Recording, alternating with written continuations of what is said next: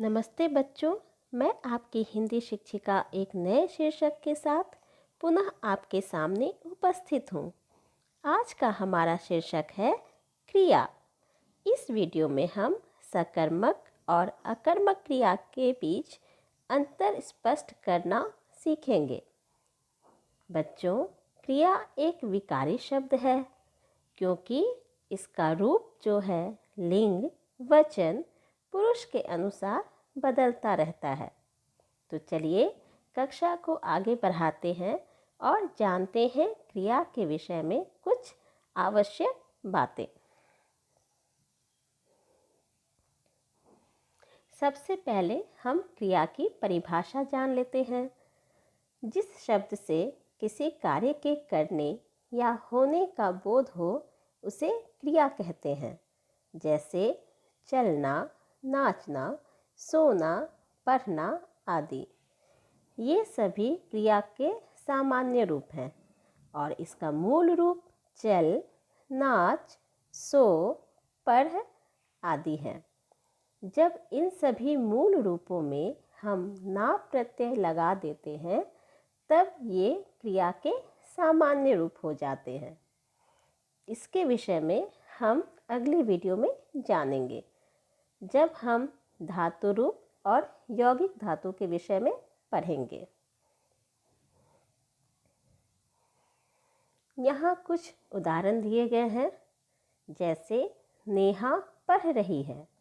इस वाक्य में पढ़ मुख्य क्रिया है, रही है सहायक क्रिया है। दूसरा उदाहरण है मैंने खाना खा लिया है। इसमें मुख्य क्रिया है खा, लिया है जो है ये सहायक क्रिया है और ये दोनों सहायक क्रिया और मुख्य क्रिया मिलकर एक क्रिया को संपूर्ण बना रहे हैं। तीसरा है बच्चा सो रहा है। इसमें भी मुख्य क्रिया जो है सो है और रहा है जो है यह आपका क्या है, सहायक क्रिया है। तो इन सभी उदाहरणों में आप देख रहे हैं कि कोई न कोई काम हो रहा है, चाहे वह पढ़ने का हो, खाने का हो या सोने का हो। ये सभी क्रियाएं की जा रही है। इन सभी शब्दों से पढ़, खा, सो, इन सभी शब्दों से आपको यह स्पष्ट हो रहा है कि ये काम किए जा रहे हैं। तो ये शब्द क्या है, क्रिया कहलाएंगी। अभी तो आपने देखा कि क्रियाएं की जा रही हैं। अब क्रियाएं होती कैसे हैं, इनका होना रूप क्या होता है। जैसे आप इंग्लिश में टू बी का यूज़ करते हैं, वैसे ही हिंदी में होना का विभिन्न रूप होता है। जैसे मैं एक शिक्षिका हूँ, इसमें होना का रूप है हूँ, यह एक क्रिया रूप है। दूसरा है तुम एक लेखक हो।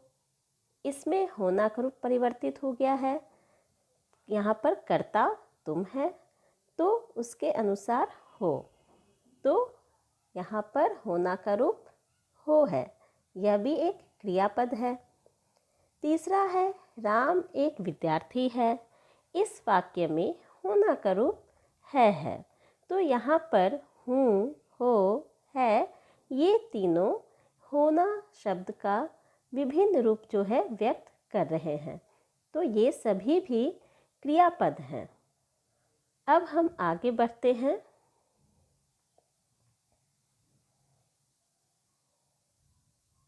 सबसे पहले हम देखेंगे यहाँ पर क्रियापद कौन कौन से हैं। कुछ वाक्य आपके सामने दिए जा रहे हैं, उनमें आपको बताने हैं कि यहाँ पर क्रियापद कौन है। जैसे माँ खाना बना रही है। इसमें आप देखेंगे कि क्रियापद है बना रही है, जिसमें बना जो है मुख्य क्रिया है। बच्चों, आप एक बात हमेशा ध्यान रखिएगा कि किसी भी वाक्य में एक मुख्य क्रिया अवश्य होगी। अगर आप क्रियापद वहाँ देख रहे हैं तो एक न एक मुख्य क्रिया अवश्य होगी और उसके साथ जो दूसरे तीसरे जो भी होंगे, जो भी क्रियापद होंगे वे सहायक क्रियाएं होंगी, लेकिन मुख्य क्रिया एक होगी। एक साधारण वाक्य में एक ही मुख्य क्रिया होती है। चलिए, इसमें हो गया बना मुख्य क्रिया, रही है सहायक क्रिया। दूसरा वाक्य है राजू गेंद से खेलता है। इसमें खेलता मुख्य क्रिया है जो है वह सहायक क्रिया है। बगीचे में फूल खिले हैं। इस वाक्य में खिले मुख्य क्रिया है जो है सहायक क्रिया है, और मुख्य क्रिया सहायक क्रिया मिलकर एक क्रिया को पूर्ण कर रहे हैं। नानी ने परियों की कहानी सुनाई। इसमें क्रियापद कौन सा है, कौन सी क्रिया हो रही है, सुनाने की। तो सुनाई जो है यह क्रियापद है। हम दादी घर जाएंगे।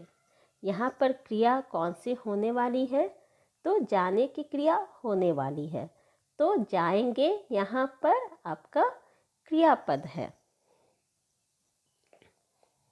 देखा बच्चों, अभी तक हमने कुछ क्रियापद के बारे में सीखा, और फिर से मैं कह रही हूँ, एक साधारण वाक्य में एक ही मुख्य क्रिया होगी। उसके अलावा जितने क्रियापद होंगे वे सहायक क्रियाएं होंगी। चलिए आगे आते हैं हम।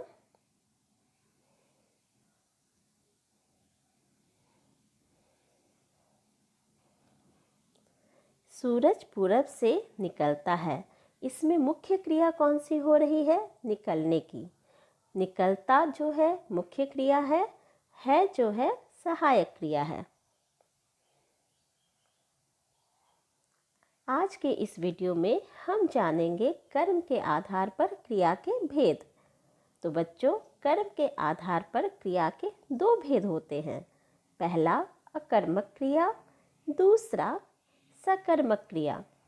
अकर्मक यानी कर्म के बिना ऐसे क्रियापद या ऐसी क्रियाएं जिनमें कर्म की कोई चाह नहीं होती, कर्म की कोई आवश्यकता नहीं होती, वे कर्म के बिना होते हैं, अकर्मक होते हैं। इसलिए ये क्रियाएं अकर्मक क्रियाएं कहलाती हैं।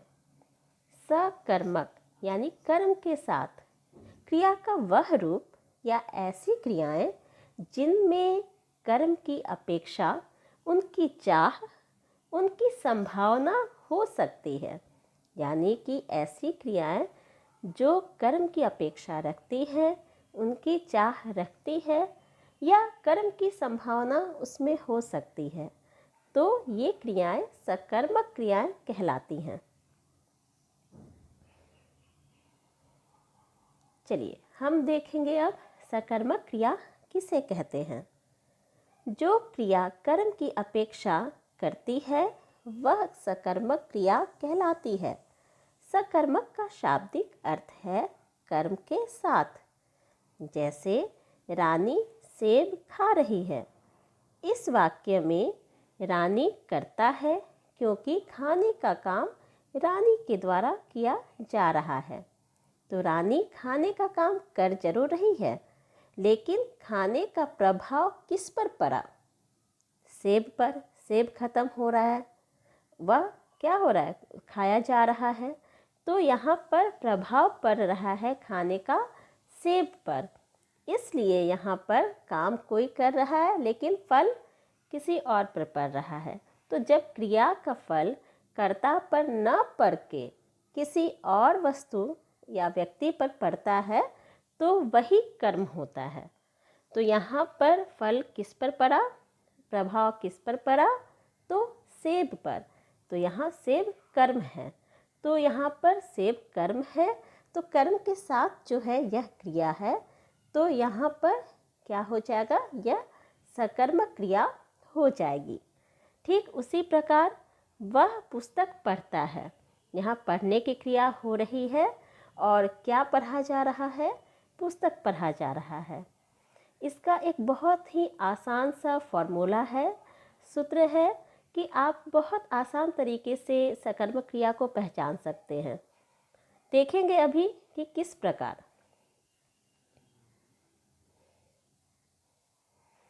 देखिए, कभी कभी सकर्मक क्रिया में कर्म छिपा होता है, तो जब आप उसमें क्या या किसको लगाकर प्रश्न बनाते हैं और उत्तर मिल जाता है या उत्तर की संभावना भी होती है, तो वहाँ पर सकर्मक क्रिया कहलाती है।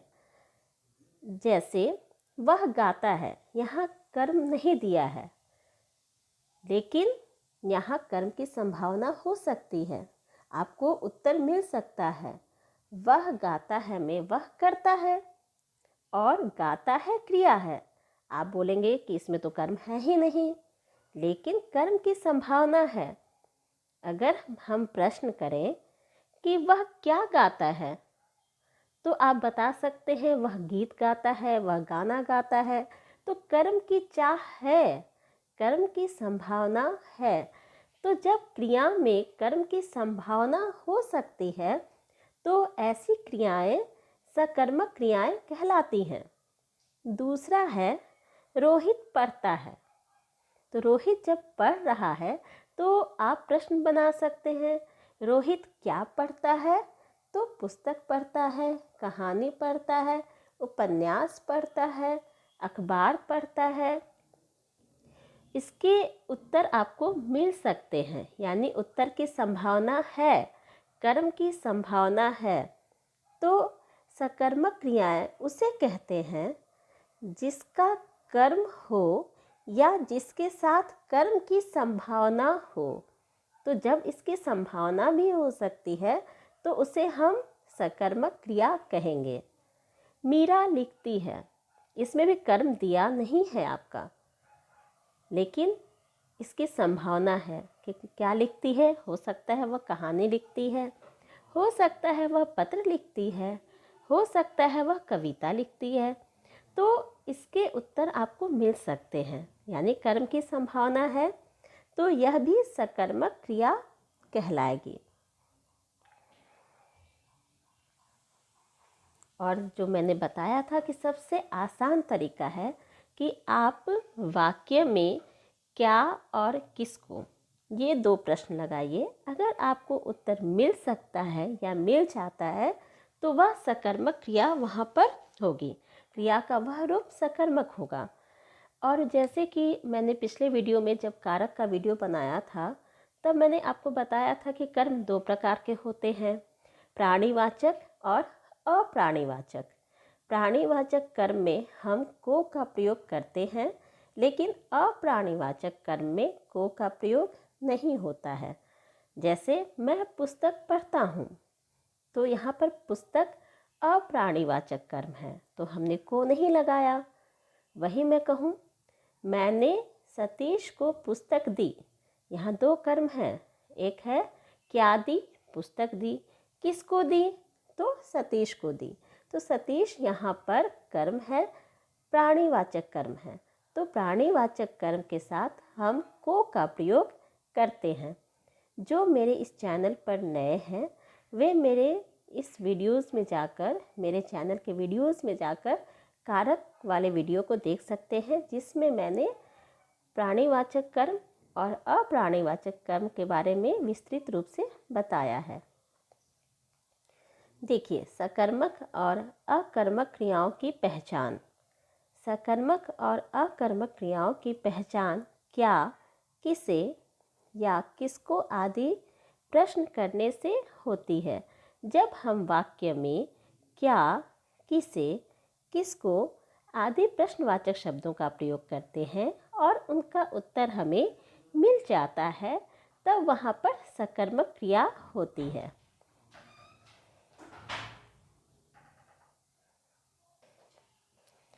सकर्मक क्रिया के भेद। सकर्मक क्रिया के दो भेद होते हैं, एक कर्मक क्रिया और द्विकर्मक क्रिया। एक कर्मक क्रिया यानी कि ऐसी सकर्मक क्रियाएं जिनके साथ सिर्फ एक कर्म हो। तो एक कर्म वाली क्रिया क्या कहलाएंगी? एक कर्मक सकर्मक क्रिया। और जिस क्रियाओं के साथ या जिस क्रिया के साथ दो कर्म होते हैं, वे क्रियाएं द्विकर्मक क्रियाएं कहलाती हैं। सबसे पहले हम जानेंगे एक कर्मक सकर्मक क्रिया। जिन सकर्मक क्रियाओं में एक ही कर्म होता है उन्हें एक कर्मक क्रिया कहते हैं। जैसे राम ने रोटी खाई, इसमें राम करता है, खाई क्रिया है, तो खाने का काम राम के द्वारा हो रहा है। तो मैंने क्या बताया था कि आप कैसे पहचान सकते हैं कि उसमें कर्म है या नहीं। तो आप प्रश्न बनाइए क्या और किसको लगाकर। तो यहाँ पर हम प्रश्न बना सकते हैं, राम ने क्या खाई, तो राम ने रोटी खाई। तो रोटी यहाँ पर कर्म हो गया, क्योंकि क्या का उत्तर हमें क्या मिला, रोटी के रूप में। तो खाने का जो काम हो रहा है, खाने की जो क्रिया हो रही है राम के द्वारा हो रही है, लेकिन उसका फल पड़ा रोटी पर। जो रोटी जो है राम के पेट में जा रहा है, तो यहाँ पर खाने का प्रभाव पड़ा रोटी पर। रोटी कर्म है और यहाँ एक ही कर्म है, यानी कि ऐसी क्रिया जिसके साथ सिर्फ एक कर्म होता है, वे क्रियाएं एक कर्मक सकर्मक क्रियाएं कहलाती हैं। दूसरा है, शिक्षिका बच्चों को पढ़ा रही हैं। अब अगर हम यहाँ प्रश्न बनाते हैं, शिक्षिका क्या पढ़ा रही हैं, तो क्या का उत्तर तो नहीं मिला। चलिए दूसरा प्रश्न मैंने क्या बताया था कर्म को पहचानने के लिए, किसको।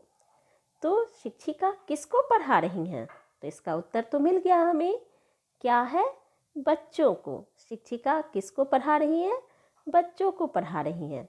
तो यहाँ पर आपने देखा एक ही कर्म है, तो यह भी एक कर्मक सकर्मक क्रिया है। तो जिन सकर्मक क्रियाओं में सिर्फ एक ही कर्म होता है उन्हें हम एक कर्मक सकर्मक क्रिया कहते हैं।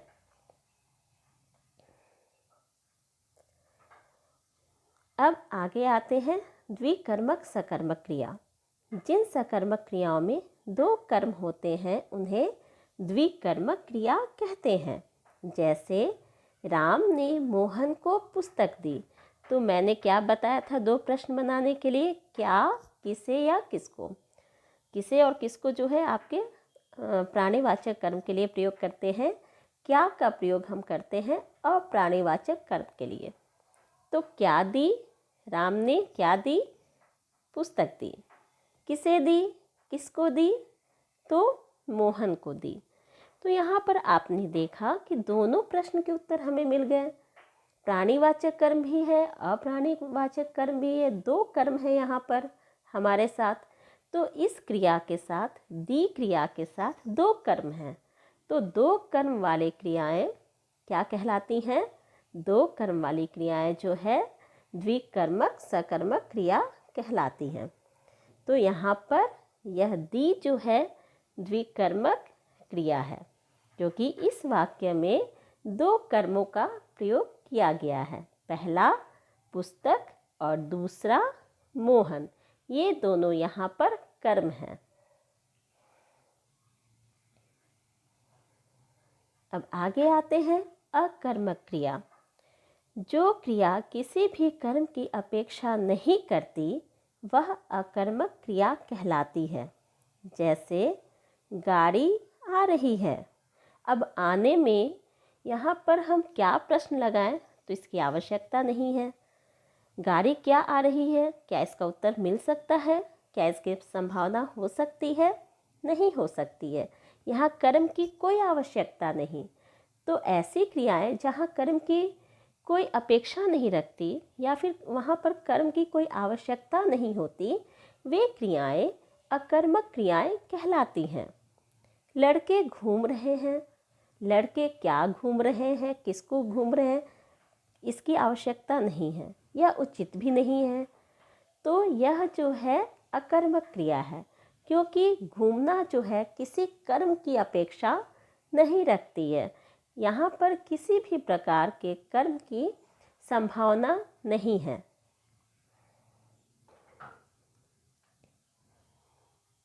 देखिए एक और उदाहरण हम देखेंगे जिसके द्वारा आप स्पष्ट रूप से समझ सकते हैं कि अकर्मक क्रिया हम किसे कहते हैं। अकर्मक क्रियाओं का कर्म नहीं होता। क्रिया का व्यापार तथा फल दूसरे पर न पड़कर कर्ता पर ही पड़ता है। सकर्मक क्रिया में आपने देखा कि जो कर्ता होता है उस पर प्रभाव न पड़ के किसी और व्यक्ति या वस्तु पर उसका प्रभाव पड़ता है, उसे ही कर्म कहते हैं। तो जब कर्ता पर प्रभाव न पड़ के किसी दूसरे पर पड़ता है तो वह सकर्मक क्रिया होती है, क्योंकि जब दूसरे व्यक्ति या वस्तु पर प्रभाव पड़ रहा है तो वो कर्म है।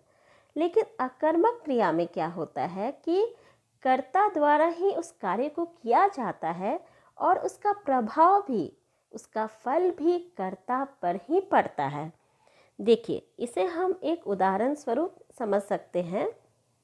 उदाहरण के लिए देखिए, श्याम सोता है। इस वाक्य में क्रिया हो रही है सोने की और इस क्रिया को कर रहा है श्याम। इसमें सोना क्रिया जो है अकर्मक है, श्याम करता है, सोने की क्रिया उसी के द्वारा पूरी हो रही है। अतः सोने का काम भी वही कर रहा है और उसका प्रभाव यानी उसका फल भी जो है श्याम पर ही पड़ रहा है। इसलिए सोना यहाँ अकर्मक क्रिया है। तो कहने का तात्पर्य यही है, जिस वाक्य में क्रिया का फल कर्ता पर न पड़ के किसी और पर पड़े तो वह सकर्मक क्रिया है। लेकिन जब क्रिया का फल जो है कर्ता पर ही पड़ता है या तो उसे हम अकर्मक क्रिया कहते हैं, यानी कि काम भी कर्ता के द्वारा हो और उसका प्रभाव भी उसी पर पड़े। जैसे देखिए, लड़के घूम रहे हैं, यहाँ घूमने की क्रिया हो रही है लड़कों के द्वारा, लेकिन प्रभाव भी किस पर पड़ेगा? लड़कों पे ही पड़ेगा कि जब वो घूम रहे हैं तो पैर उन्हीं का दुखेगा, इसका प्रभाव किसी और पर तो नहीं पड़ रहा है, उन्हीं पर पड़ेगा। तो यह जो है अकर्मक क्रिया है।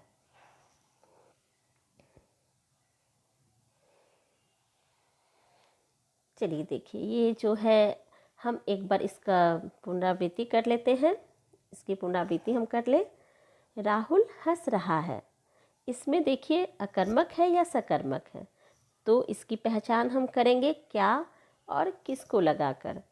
राहुल क्या हंस रहा है, प्रश्न बन सकता है? नहीं। राहुल किसको हंस रहा है, यह प्रश्न बन सकता है? नहीं। तो यह अकर्मक क्रिया है, यहाँ कर्म की आवश्यकता नहीं है। दूसरा है पंछी आकाश में उड़ रहे हैं।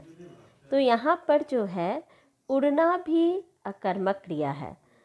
क्या उड़ रहे नहीं है, किसको उड़ रहे हैं नहीं है, यहाँ कर्म की संभावना नहीं है, तो यह अकर्मक क्रिया है। नानी ने कहानी सुनाई। क्या सुनाई? अरे वाह, इसका उत्तर तो हमें मिल गया। यहाँ पर क्या सुनाई? कहानी सुनाई। तो कहानी कर्म है और यह सकर्मक क्रिया है। पिताजी सब्जी लाए। क्या लाए? सब्जी लाए। तो यहाँ पर कर्म है, लाने के साथ कौन सा कर्म है? सब्जी। तो यह सकर्मक क्रिया है।